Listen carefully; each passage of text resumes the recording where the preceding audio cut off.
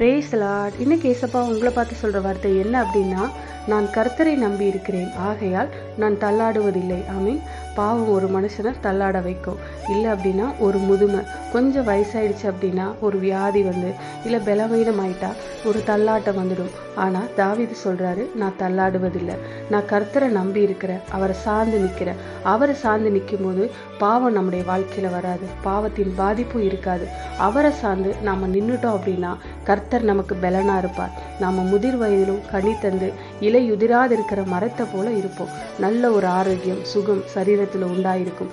அப்பனா தள்ளாடுவதில்லை. புது பலனை கர்த்தர் நமக்கு தருவார். அதற்கு கர்த்தருக்காக காத்திருக்கணும், அவரை நம்பி இருக்கணும். வேத வசனத்தை தியானித்து கர்த்தருக்குள்ள பலன் அடைந்துட்டீங்க அப்படின்னா நீங்க தள்ளாட மாட்டீங்க. தள்ளாடுற மாதிரி தெரியுதா? இப்போ இன்னைக்கு சொல்லுங்க, நான் கர்த்தரை நம்பி இருக்கிறேன், நான் தள்ளாடுவதில்லை, எதுவும் என்னை தள்ளாட வைக்க முடியாது, நான் ஸ்ட்ராங்கா நிற்பேன்னு தைரியமா சொல்லுங்க. என் வாழ்க்கையே தள்ளாடி போச்சுன்னு கலங்குறீங்களா?